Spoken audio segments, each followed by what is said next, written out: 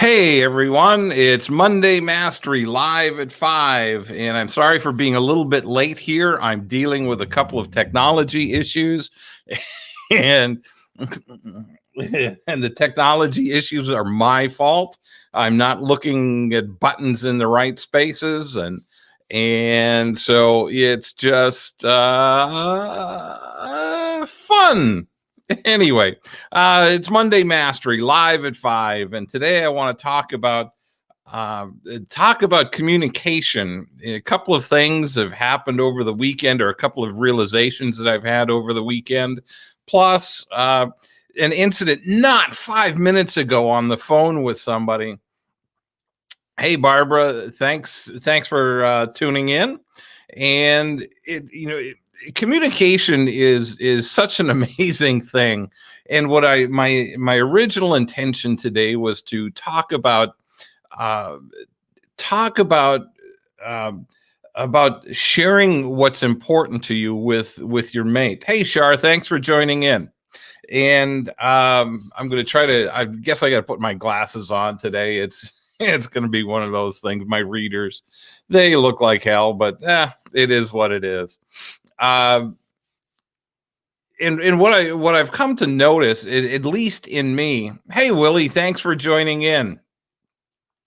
It's one of the things I've noticed about me is that uh, when I run into a situation that might be a little bit confrontational or a little bit uncomfortable, I tend to turn inwards and just not say too much. And and in today's charged times, politically charged, spiritually religious charged times, it's so easy to for all of us to take offense to so many things. And I think with where we're at today, with COVID and so many other things, the riots, and I think so many of us are just fed up that we're starting to, some of us are just starting to speak up and say, hey, I'm tired of this. And that's one of the things that I noticed, that especially when it comes to political comments on social media. I've shied away from so much of that stuff over the last 2 or 3 years, just because I'm tired of getting beat up on it. And and I've actually lost friends over this stuff. And to me, uh, it's gotten to a point that we can't stay silent forever. Hey, Teresa, thanks for joining in. It kind of ties into relationships, in that I've talked to so many people, and it's primarily women, and guys to some extent, but more so women, that we have that you all have a tendency of not sharing what's going on or not speaking up, and especially when you're in a toxic relationship, it's so many of you just clam up and say, oh, it'll change, it'll get better, whatever it is. But it really doesn't. And you turn inwards, you turn that information inwards, or turn your thoughts inward, and you get frustrated, um and it just, everything gets bottled up. And I just saw something here. Hang on one second. I've got to go around to the other side.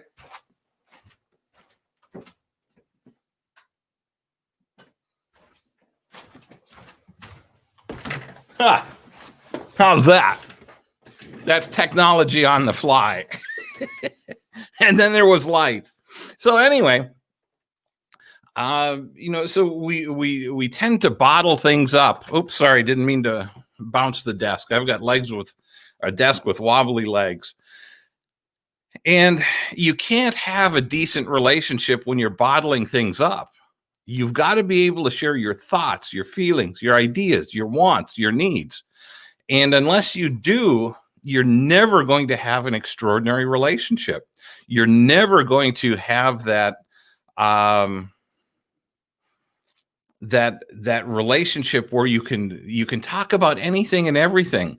If you feel that you're walking on eggshells when you try to share something, if you think that you don't dare tell your partner what your wants and needs are for fear of being put down or belittled or um, verbally abused in any way, shape, or form, then it's you're in a toxic relationship, and you have to learn to be able to communicate these things. And that's why, as you're dating, as you're learning to date, hey Nancy, thanks for joining in.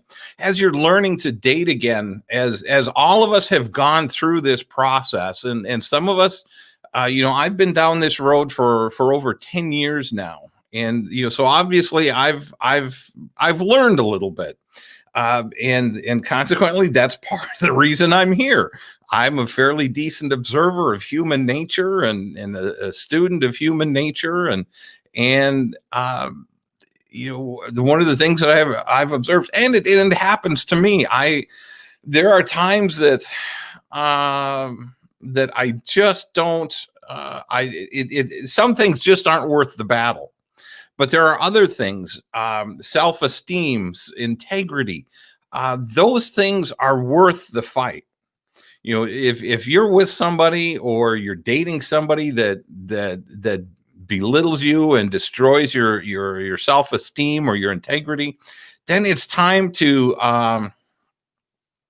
then it's time to reevaluate where you're at, what you're doing, and why you're there. Hey, Lindy, thanks for joining in. And Sharon says, I would rather date than to have a relationship with one guy. Well, and that's that's the point that you're at, Sharon, and that's not a bad place to be. You can date and date casually and enjoy life and do things that you enjoy doing. And if he doesn't like it, well, that's too bad, isn't it? So it's but it's truly important to be able to voice your wants and needs and desires. I was on, and sometimes when you try to communicate with someone, they just don't get it. And I'll give you a perfect example is I was on the phone with the UPS store in Superior, Wisconsin, and I asked if he had two particular size boxes. And rather than saying yes or no, he said, well, we have a full service shipping center and yada, yada, yada. And whatever you bring in, we can package it up and send it, put your label on it, and yada, yada. That's not what I was looking for. I was looking for a simple answer, yes or no. Do you have these box sizes? And he wouldn't give me an answer. And it was frustrating to me. And after I hung up, I should have called him right back and said, listen, you weren't listening to what I wanted. I'm not looking for shipping needs. I'm looking for particular boxes. I can pack it up. I have all the materials. I know what I'm doing. I don't want to pay for that service. So it's, when we get frustrated, a lot of times we stop thinking in rational terms. And that was one of those times, because I was just getting so frustrated. I'll drive an extra 20 miles now to a different UPS store because he couldn't answer my question or wouldn't answer my question. So it's so important to learn to find your voice. And I'm not talking about being bitter. I'm not talking about being angry. I'm not talking about belittling. I'm just talking about being able to speak up and share what's on your heart, share what's in your mind, and share your wants and needs and desires. And then what happens is you're able to communicate with your partner. You're able to communicate when you're just starting to date someone, when you're talking online, when you're talking on the phone. um, you have to be able to put out what your thoughts are, what you're thinking, um, and be able to share what's important to you. If you don't, you're going to end up continually getting into relationships, or dating the wrong people, because they have one interpretation of you or one impression of you, when you're operating under a total different, um, a total different mindset. They may, if you, um, won't really commit to an answer, if you won't really commit, it's like um, uh, going to dinner. It's notorious that ladies will say, "I don't care, wherever you want to go," and that's not what we're looking for. We want to take you someplace where you want to go. And sometimes I know, and I'm there too, that it just doesn't make any difference. Pick someplace, let's go. But there are other times when you really have something, someplace you'd really like to go, but you're afraid of sharing that. And what we have to do is we have to get past that fear. And it could come from any number of things, any number of reasons. Um, and we just have to learn that when we share our ideas, our thoughts, our wants, our needs, they're not going to uh, they're not going to attack us. Well, they shouldn't be attacking us for it. If they do, if somebody comes back and would say that's stupid, well, I would never go there. Well, okay, well then, unless they have a really good reason. um like a friend of mine and I were talking yesterday. He won't go to the local McDonald's because they didn't put napkins in his bag. Okay, I understand. It's an inconvenience. If you're like most of us, you have 1,000 napkins in your glove compartment, or in the in under the armrest in the center console. Uh, and they raised the price of a cup of coffee on them. And yeah, I understand that's Lindy says, if I shared my ideas, thoughts, and needs, I would never have a second date. I, well, Lindy, I'm not sure that's true, but some things don't need to be shared all on the first date. Uh, so anyway, Nancy says, yeah, that's me. And so, uh, and there has to be a happy medium there. You don't have to spill your entire life story on the first date. You don't have to share your bank account information and what your first pet's name was, your pet goldfish when you were in second grade. You don't need to share that information. That can come further down the road. So but the reality is we need to be able to share what's on our hearts, what's in our minds, what's in our head. And because if we don't, the other person, number one, doesn't get to know you. You can't hide who you are. If you do, again, you're going to be in mediocre relationships because they think they're dating one person and you're actually another. Hey, Sheila, thanks for joining in. And that's a good point, Sheila. Let me just put this up there. Sheila says sometimes you just need to be quiet and listen. And that's so true. And that's where the story that I just told about the UPS store, that's where he fell down. He wasn't willing to listen to what I was looking for, what I wanted. And and that's that's part of the communication process. And let's see, Nancy says,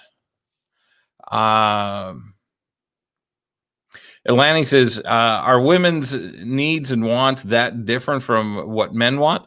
Well, it's that's a great question, Lanny. It's um, they can be. Uh, there are some general. We all want an honest person. We all want loyalty. We all want somebody with a decent sense of humor. But there are wants and needs, I've met people that I've met women that their primary love language isn't physical touch. And to me, with my primary love language is physical touch.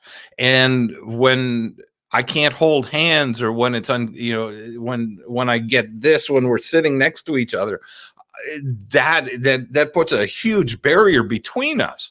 And so, and I when I shared that with her, she didn't understand it. And as much as I tried to explain, it was foreign to her, because physical touch was not her primary love language, and there were other things. Acts of service were one of her love languages, where we connected a little bit, but the barrier between the physical touch was just too great, and I couldn't do it. So yeah, there are differences between men and women, and what we want and what we don't want. There are some things that I know women just absolutely love, and communication style is one of those things. When women start sharing with you, are ladies, when you're talking to yourself, you guys are just going blah, blah, blah, blah, blah, blah, blah, and you guys can pick up in a story pick up a thought in the middle of a story and run with it. You don't need the beginning details. You just know where you're at and you go. But with guys, we don't understand that. You got to start at the beginning with us. So yeah, in communication styles, there are some big differences.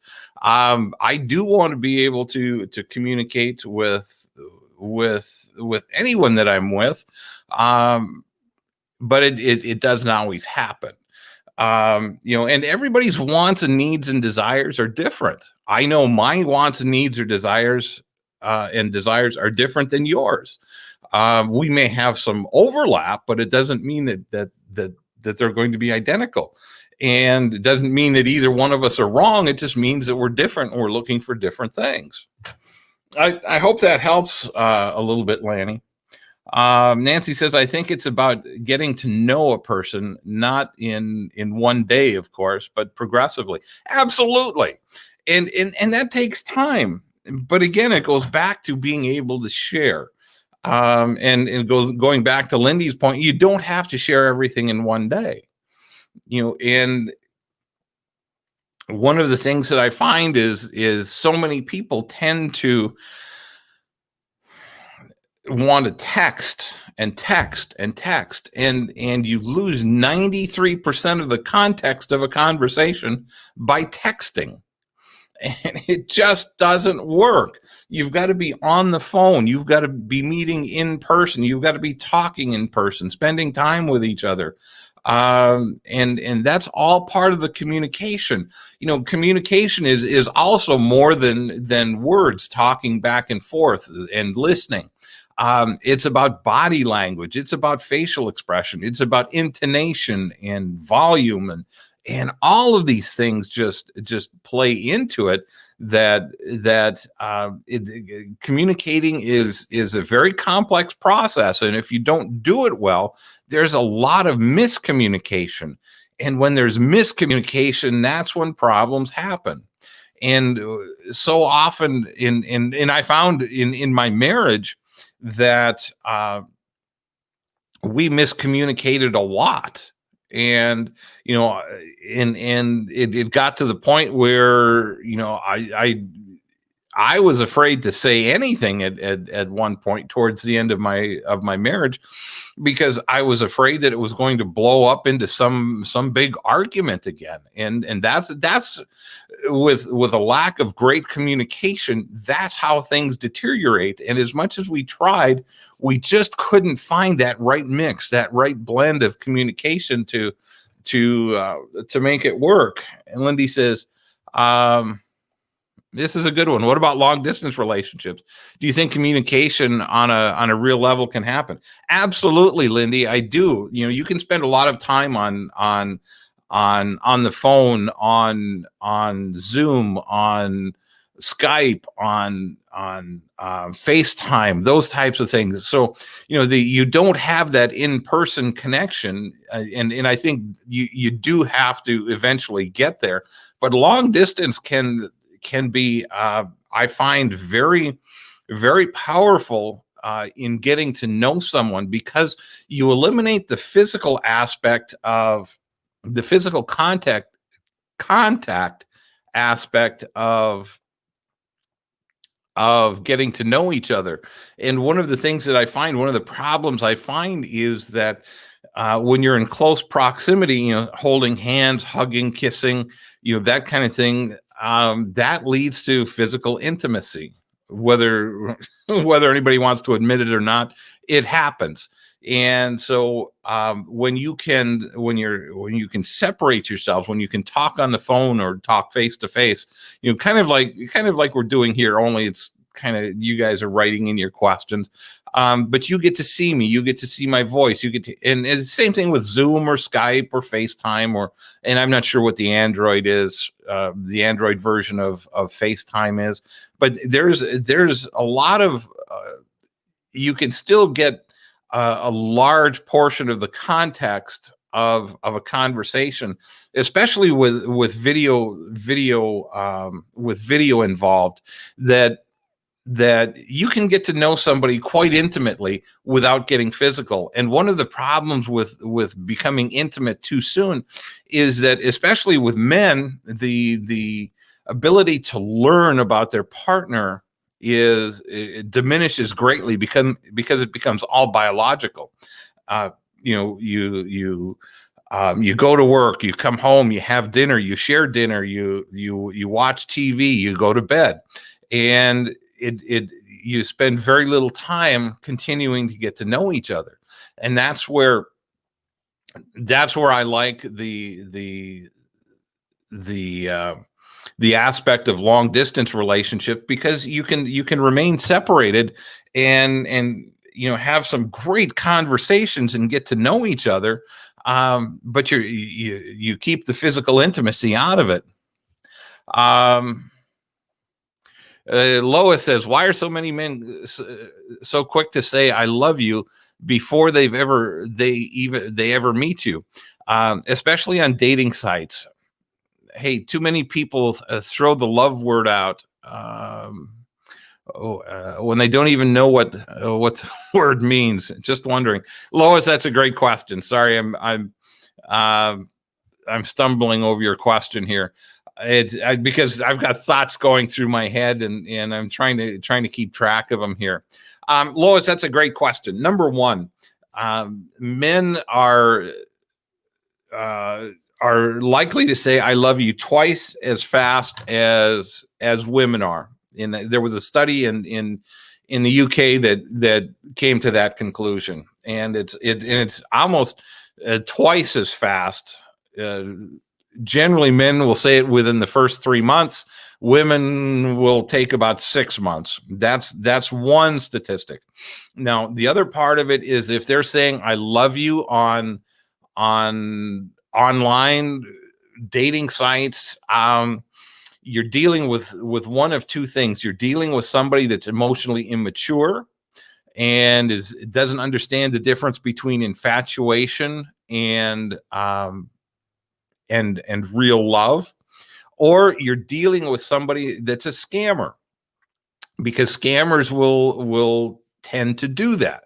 You know, they'll start throwing out words and phrases, and the scammers are really good at it. They know the right things to say at the right times. And the amazing thing is, and I learned this not too long ago, that scammers will there are groups of scammers overseas that will work in teams, and there may be 15 or 20 or 30 people that you're talking to. It's not the same person every time. And so consequently, one person may take you to a certain level, and the next one and the next one, and then it's kind of like a tag team operation. So so you have to be careful with that, Lois. But generally, if you're dealing with somebody that's relatively local, and they are emotionally immature, they may be codependent, there may be any number of issues, and it's important to move away from those guys and say, yeah, this just isn't the right relationship for me. Sheila says, I would be excited if a man said he loved me. Sheila, I love you.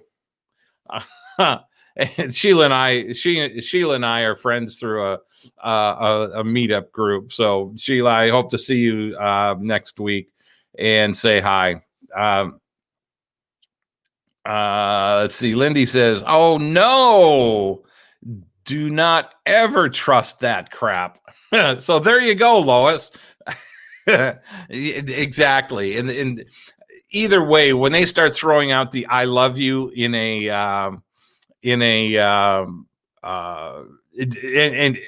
text messages, and you haven't even talked or met, yeah, they are definitely people to run from. Claudia says, can you explain what love bombing is? And I understand many men do that. Love bombing is basically what we're talking about. Is they start throwing out the I love yous, I want to spend the rest of my life with you, and they're trying to woo you, I guess, to use an old term, with all the right words. And the love bombing, it gets really intense, and it can disappear just as quickly, if you don't respond. And a lot of times it's for sexual purposes. Because they want to woo you, or to convince you that they're in love with you and sleep with you, and then boom, they're gone. But that's basically kind of a love bombing, the short version of it. And those guys are to be avoided at all cost. So it's dating is kind of a weird beast. Let's see. Lindy says L is for loser when the love bombing happens. Let's see. Let me put this up for everybody to read.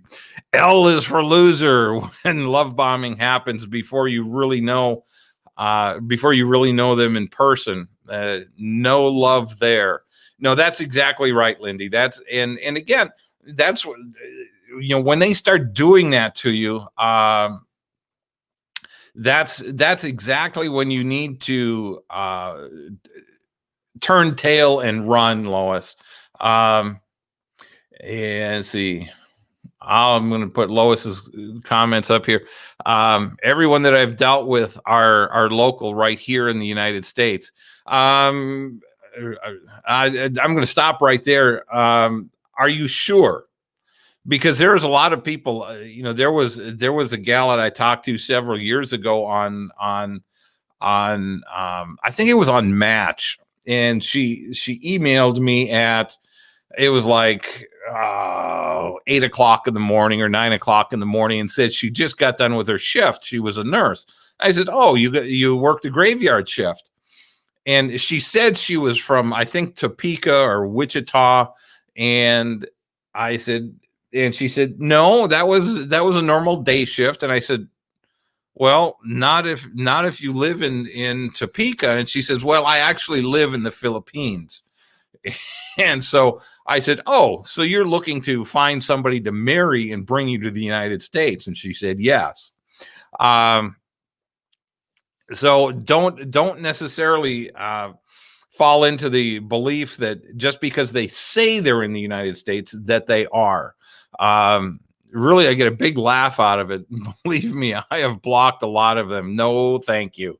And I'm not that lonely. Good. I'm glad, Lois. That's good self-esteem.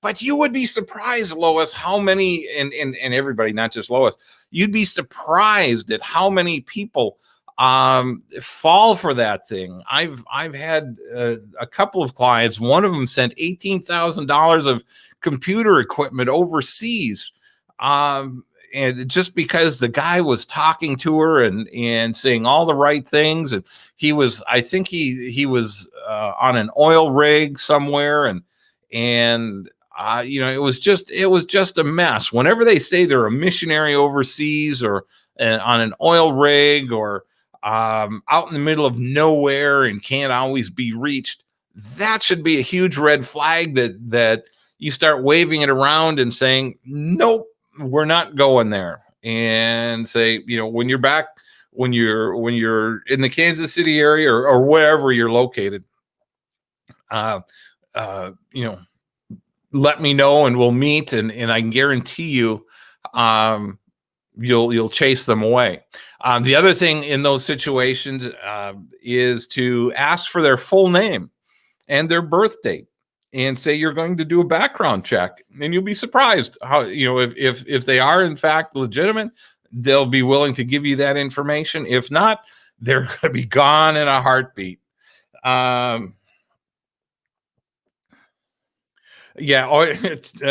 Teresa says oil rigs want iTunes cards. Yep, that's exactly right. And that's exactly right. They may sweet talk you for a couple of months, 3 months, and then they'll start saying, my check didn't come in. I need iTunes card. Send money on an Apple card or an iTunes card, and so it's blatantly obvious to me. It's blatantly obvious to a lot of people, but it's a multi-billion-dollar scam every year. There's in the Kansas City area not too long ago, there was a woman that was, I don't know if it was last year or the year before, that she was scammed out of like $3.5 million. And it was a guy that she was dating. And she'd met him online, and they're quite crafty. And I'm not trying to put the fear of God into anybody here. I just want you all to be aware that you need to pay attention. And it goes back to communicating. If it doesn't sound right, ask questions. If it doesn't feel right, ask questions. If they're evasive, walk away. If they are honest and they just can't say anything right now, well, then they can come back later. But if they can't give you a good reason or good explanations for what they're doing, saying, or where they're at, then it's time to move on. Life is too short to be screwing around with the wrong people, or investing any time or emotional energy in the wrong people. And Lois, I think you're on top of it. So it sounds like you've got a good head on your shoulders and you're paying attention. And it's so easy to lose that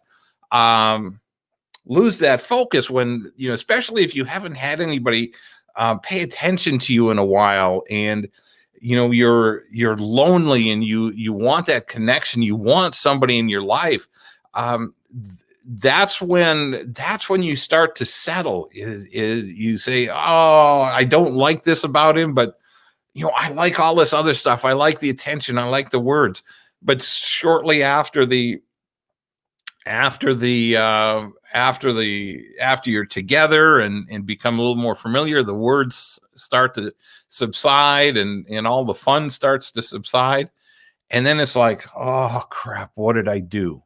Why am I here? What am I doing this for? So, excuse me. So, there's so many things to look out for. But again, it goes back to great communication. If you trust easy and just are kind, they take advantage. Well, and that's there's some truth to that, Teresa. But you can be a kind person, but you have to put up boundaries to say, okay, this is as far as I'm going. This is as nice as I get. This is as much as you're getting. This is, that's it. And I hear so many times from people that they're people pleasers, and that's all well and good. That's who you are. That's not a bad thing. That's a great thing. But you have to have firm boundaries. You can't just be good to the nth degree. You've got to take care of yourself and protect yourself also. So look at, and Teresa, we've talked quite a bit over the last several months. Learn to set your boundaries, and you're not going to have as many problems with being a people pleaser. Let's see. Baby says, that's true. I was once almost a victim. He was asking for a huge amount of money because he said he's sending me a box of gold that they confiscated from a drug lord.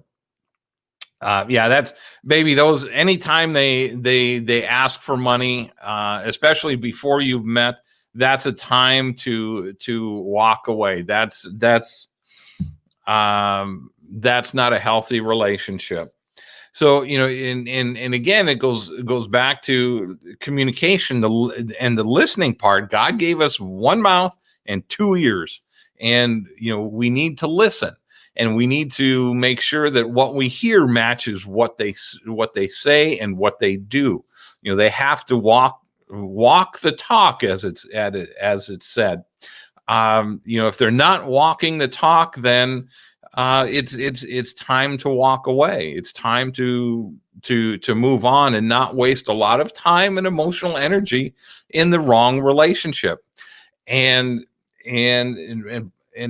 circling back around to the original comments, it's so important to be able to share what's important to you, to share what you desire in a relationship.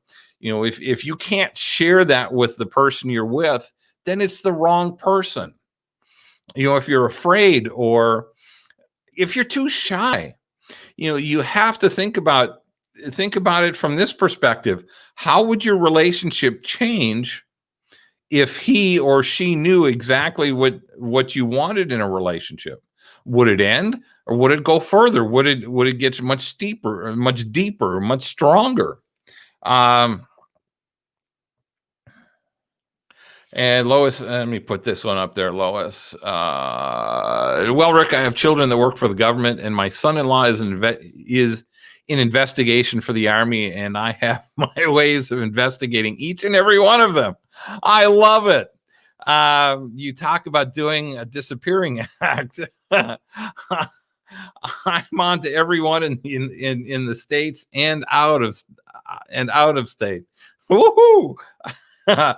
Excellent. That's awesome, Lois. And that's awesome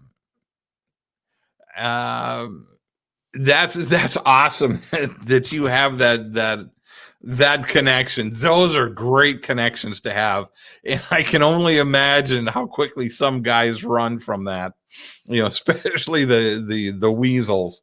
Hopefully your dating life is not all a shambles, or all scammers, that type of thing. But hopefully you are meeting some healthy guys. If you're not, then we probably need to look at your profile, or some of the places that you're looking. Lindy says being shy holds me back a lot. Uh-huh. Lindy, I know you a little bit, and I don't know you as being a shy person. Maybe a little bit, but I don't know. I have my doubts on that one. But shyness, with all due respect, shyness can be a huge issue. And the thing you have to, and I used to, I've come to the belief that being shy is a choice. And I used to be very shy. I wouldn't talk, uh, because I grew up with a dad that continually called me stupid and an idiot. And it caused me to not want to say anything. And I could be very, very introverted and or very shy, and it would take people to start the conversation. I couldn't start a conversation, but you can see today I can start a conversation. I've been talking for 40 minutes. I've been sharing your comments, but so it's become much easier for me. And there are times that it's a struggle. I'll admit there are times that oh my, the look on my face, huh? Yeah, okay. There are times it's a struggle. There are times that I go more into an introverted mode, and I just really let me sit back and look at people and not talk. Perfect example is towards the end of an evening when I'm doing my meetup group. And for those of you in the Kansas City area, we've got one coming up on the let me just do a quick look here. On the 8th of September, and that will be at Rock and Brews in Leawood. And so if you're not familiar with Rock and Brews and not familiar with Kansas City Singles Mingle, come on out, introduce yourself and say hi. Meet a bunch of people. We'll probably have 40 or 50 people there and mingling and socializing. And it's a great way to get out and connect with others. It's a great way to start a conversation. If you're shy, this group is an amazing group that I can park you with a few people, and you'll feel like a part of the group, or like you've been a part of the group for months, if not years. They're just that good at welcoming people and warming up to people. Let's see. Can you share advantages? This is a good one here. Hang on one second. Can you share advantages of staying in a meaningful relationship but not getting married? Neither of us want to get married. Been there, done it. Both of us are in age in 60s, and we're very happy with it this way. Claudia. That's a great question. That's totally up to you. It's a matter of what the two of you want, and as long as you agree on it, that's great. If I do put out this one challenge, and I really want you to seriously think about this. And I contend that if you're with the right person, that marriage is back on the table. And I would like you to, and maybe it's not. Maybe you've been so badly burned. You've both been so badly burned that no, you don't want that. You don't want that again. But I think the strongest relationships are always marriage relationships, because when you make that commitment to somebody else, you've made a commitment to work on that marriage. Sorry, I keep bumping my desk. So, again, it's up to you. I have no problem with whatever you choose to do, as long as you two agree on it. Personally, I believe in the strength of a marriage. I believe in the bonds of marriage, and I believe that when you are married, it's like, people say that it's just a piece of paper. It's a marriage certificate.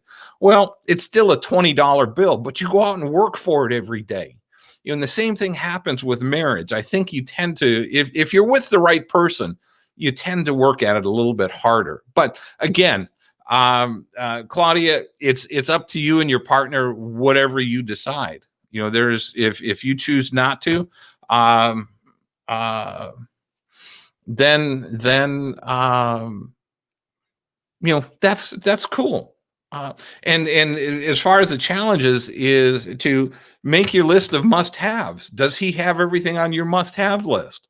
And I'll dive into that real quick. I don't know how much you know about the must-have and the deal breaker list, but the must-haves are non-negotiable characteristics. There's a lot of things that we'd all love to have. We'd love to have somebody that earns $1 million.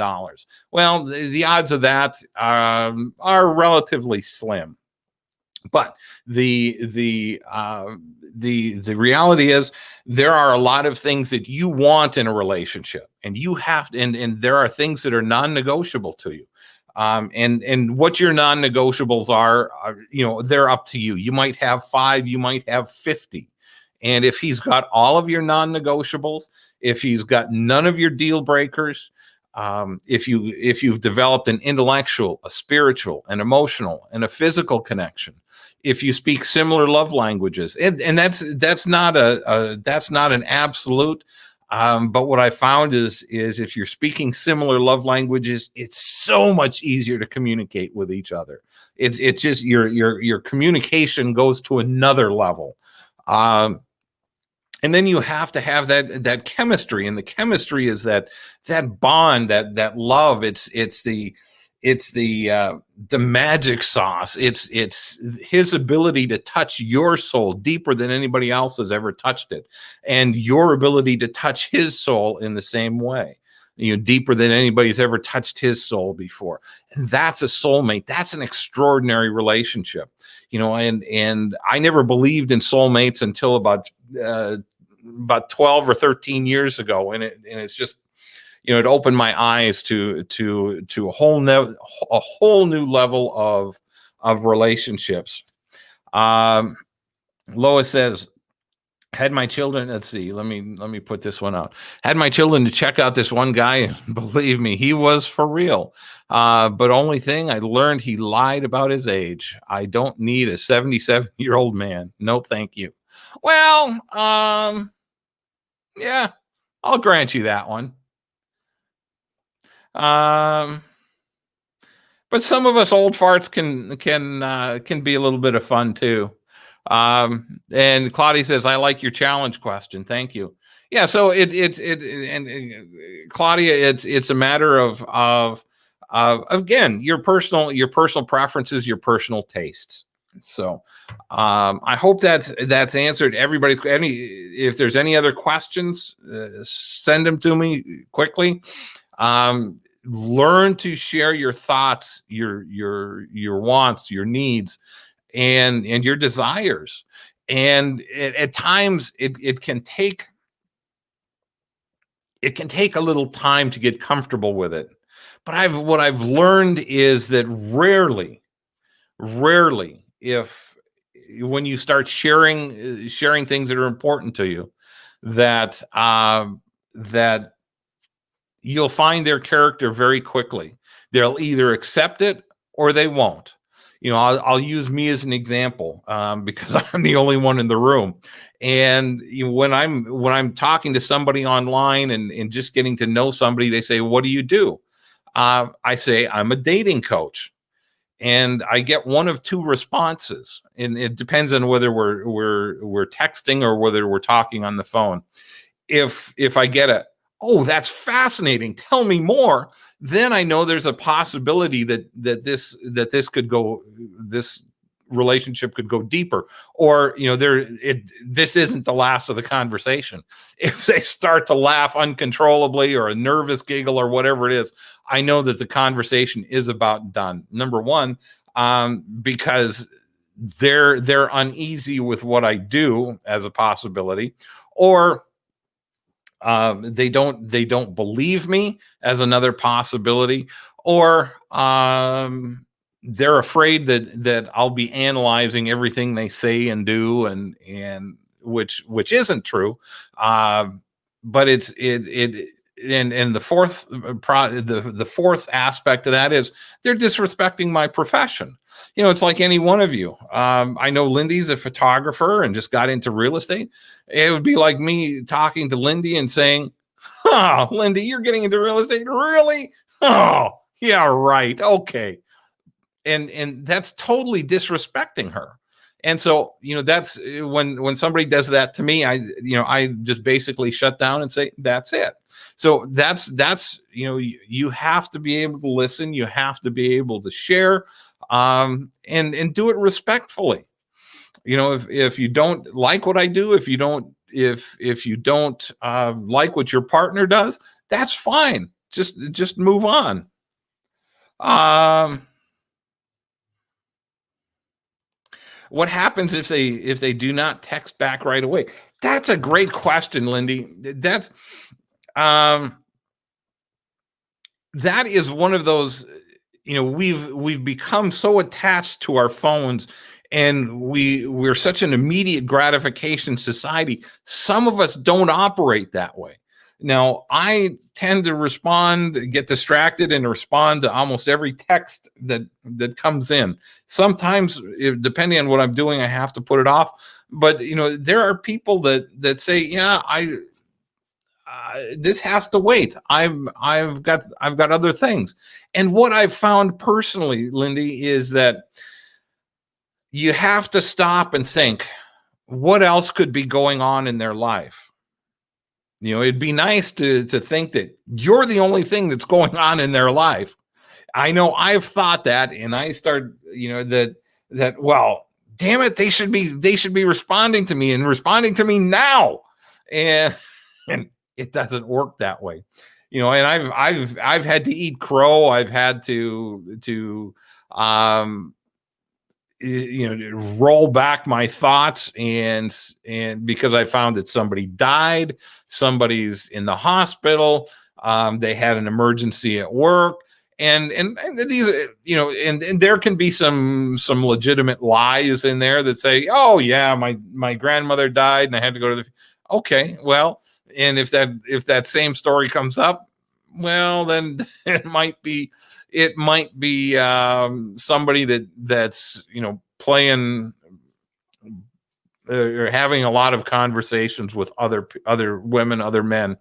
So don't always assume the worst, and don't always assume they're ghosting you. You don't know what's going on in their lives. There can be emergencies, there can be kid things, there can be any number of things that are going on that prevent them from getting back to you right away. They could be in a doctor's appointment. They can be taking their elderly mother to the doctor, and having to deal with things like that. There could be any number of things. Just always stop and say, what else could it be? What do I know about this person that could be going on? Did they say something that they were going to be out of communication for a while? So it just, now if they disappear for a couple of days, I would say, hey, just checking in to see how you're doing. I asked you a question. Just want to make sure everything's okay. Wait, what does ghosting mean? Ghosting means when you're talking to somebody, especially on Facebook, or not on Facebook. Well, it can happen on Facebook, but on online dating, you're texting back and forth, and then all of a sudden, nothing. If you're connected on Facebook, they've unfriended you, or they may even block you. It's just as if they've disappeared, and that's what ghosting is. And a lot of people do that. They'll get a conversation going, and then they'll jump to the next conversation, and boom, your history. Lanny says it's a disappearing act, and that's exactly what it is. They disappear, and never to be seen or heard from again. And with some people, you have to ghost them. Especially if you've been dating for a while, or if they become verbally abusive, or physically suggestive, more so than you're looking for, then they're or saying things that are offensive. Those are the type of people that you want to ghost. You want to cut out of your life. You want to block them on your phone. You want to block them on social media. You don't want to give them any opportunity to come back into your life. Ghosting is just one of those, because of these things. It's become a way of life, for a lot of people, that you have a conversation, you have a disagreement, boom, they're gone. And they've moved on, and you're wondering what the hell just happened. So I hope that answers that question, Lindy. Anybody else with comments or questions or thoughts or comments, give them to me quick. My Lord, we're coming up on an hour. You guys are great. You've got great questions and comments today, and I've loved it. So I'll wait for another couple of seconds here. Just a quick update. I'm still in Ironwood, Michigan, and I am getting ready for here. Lanny says, "Why do people ghost?"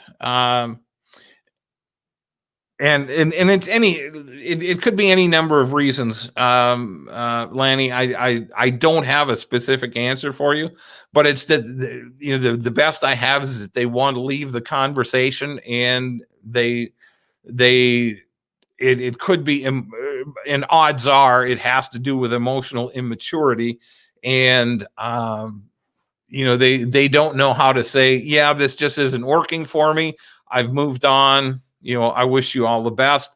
They just don't have the maturity to be honest and forthright with you. And in some respects, that's okay, because when you find out that way, at least you're not in a relationship with them and trying to figure out how to communicate with them, because they're holding things back on you, and they're not being straightforward with you.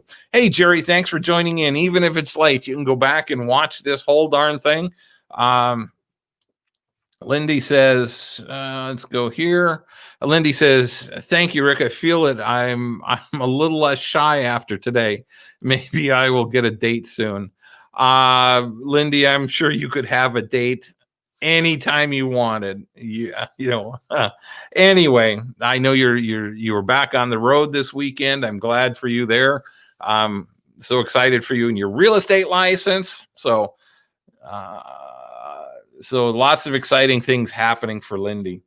Anyway, I was just looking outside, and the rain has stopped up here. It's a cool day. It's in the mid 60s. The leaves are starting to turn on the trees, and it feels like a fall day. And so, it just tells me, oh Lord, winter's not that far behind. You start seeing the leaves turning, and even the last time when I drove down to Kansas City, just north of Kansas City, I could start to see just a little hint of color changing in some of the trees. The trees just weren't as bright and green as they were the last time I drove through. But it's getting to be that time of year. It's August 31st, and September starts tomorrow. Actually, it starts in about 6 hours. So anyway, I'll be back in Kansas City next weekend, and I'll be broadcasting Monday Mastery from Kansas City, and then I'll be up here 3 to 4 weeks, the following 3 to 4 weeks, and just wrapping things up here for the summer, and calling it a summer. So anyway, and Lindy said, Teresa says, yikes, cold. It's 90s there. And I think, Teresa, you're out in North Carolina. And Lindy says, I saw some color changes too. Ugh, fall is here. Yeah, Sherry, it's Labor Day Monday. Yeah, I know. That's a scary thought. The summer has disappeared. Uh, Lindy, I hope to see you there. And Lindy says I can't wait to meet you at the Single Mingle and get together. Yeah, I hope you show up and have time to join us. For those of you in the Kansas City metro area, join us at Rock and Brews. We start at 5:30 and go till 8:30 or 9. It's just a social event. And it's just a great place to meet other singles and expand your circle of single friends. Sheila says, "What do you think the chances are to find true love on online dating?" I think they're about as good as finding love anywhere else. Sheila, thank you for that question. There's online dating, and too many people get wrapped up in online dating. They're afraid of scammers and whatnot. Online dating is a tool. It's no more and no less. It's a tool to help you meet people that you wouldn't normally meet in your daily walk through life. Now, as with any tool, the more skilled you are with using it, the better it will work for you. It can be like putting a chisel in the hands of a craftsman and watching him carve wood and make this beautiful carving. Or it can be like putting a shotgun in the hands of a 10-year-old. Something's bound to go wrong. So so it takes time. You have to learn what it can do and what it can't. You have to learn. You have to learn to set realistic expectations. And the idea is, with any online dating site, that the whole idea is to meet people. If you find somebody that you connect with that happens to be your soulmate, wonderful. But I've met several people online, several women over the years online that I will be friends with for life. Right, Sherry? I've known Sherry for the better part of gosh, at least 7 or 8 years now. And so she and I've been friends. We met online and we've been friends ever since. So there's, if you set your expectations to be finding your soulmate, you'll probably be disappointed. If you set your expectations at finding a friend or friends, plural, you'll walk away as a winner. And you'll walk away with a pleasant experience. Let's see. Shar says, that's how I met my husband, and we had a great 20-year marriage until he passed away in 2017. Shar, I'm sorry for your loss, but see, that's and Shar met her husband. That would be about 23 years ago, and that's when online dating was just starting. And back then, Shar, I'll bet you had people saying, "Oh my God, are you crazy? Online dating?" And my guess is you probably hid it from some people because it would have flipped them out and said, "Oh my gosh, you can't, that's too dangerous." But as it is, there's over, I don't know, something like 1,500 different websites or online dating sites for anything from very generic or general dating like Match or eHarmony or Zoosk or some of those others, to very specific Farmers Only or black dating, Chinese dating. If you love a Stephen King novel, dating. Shar says, "Yes, sir. Still hear that," and that's true. There's still it's online dating is much more accepted today than it was. But there are people, like I said, they didn't use the tool correctly. They weren't discerning enough to recognize scammers, and they get burned. And again, it's like I said, it's like putting a shotgun in the hands of a 10-year-old. And if that's the way you're going to use it, then you are going to get burned. You have to learn the skill to create a great online profile. And I've talked about this several times that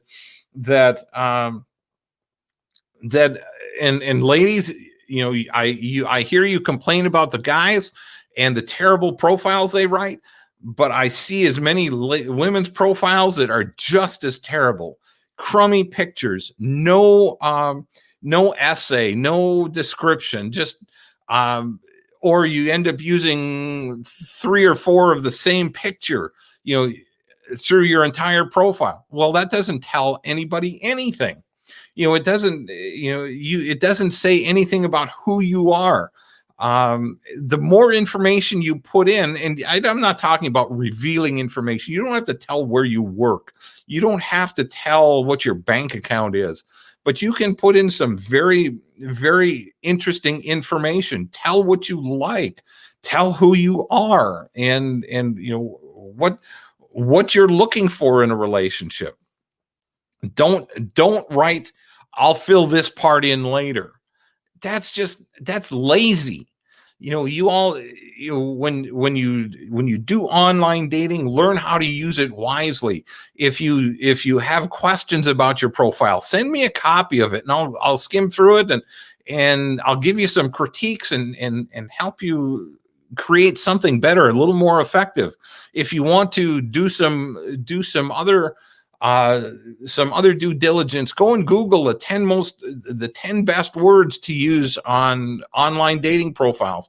You can go to my website, and I've shared those words in one of my blogs probably a couple of months ago now. So, there's plenty of resources, and if you have questions, just send me a message, and I'll do what I can to help. Lanny says, any events in Dallas area, or how to go about finding a good organization. Lanny, great question. Go to meetup.com and / Dallas, and that will start showing you meetup groups in the Dallas area. And I'm guessing there's hundreds and hundreds, probably thousands of meetup groups in the Dallas area. And because I know in Kansas City alone, there's probably over 12 or 1,300 groups, and we're much smaller than Dallas. But look for things that interest you. For singles groups, there might be a hiking group, whatever interests you: photography, dance, music, jogging, biking, drumming, needlepoint, cross stitch, whatever it is that interests you, diving, kayaking, canoeing. There's groups for those things. And what I've found is that give a group, go a couple times and try to connect. There are some groups that are very cliquish, that if you're not a part of their clique, that it's very difficult to become a part of that group, and then say, okay, well, they just didn't want me, or it doesn't feel right, doesn't feel comfortable. And they could be the friendliest group, but if it's not a good fit, then move on. There are some groups that I've been a part of that prefer to do a lot of drinking and a lot of socializing around alcohol. That's not me. I left the group. There was another group that I attended occasionally that I just walked away from because they became very unfriendly to me. And it was, I don't need that. So, and it was not that they I guess they were not that they were not friendly. I knew the organizer, and he was kind enough. But one event, I asked him if I could come, and he said, "No, you can't come. I don't want you disrupting this meeting because you haven't been to all these other events." I said, "Well, I just found out about it." So, and that kind of turned me off. So, the whole idea there, Lanny, is that you find groups that fit and that fit your time schedule. So, you join a half a dozen groups and start attending some of the meetings and just get to know each other. If you're uncomfortable or if you're shy, send a message to the organizer and say, I'm a little on the shy side and I'd like some help getting acquainted with the group. Or when you walk in, find the organizer and say, can you introduce me to some people? I'm new here and I want to connect. So that's really that's really the best way I can tell you.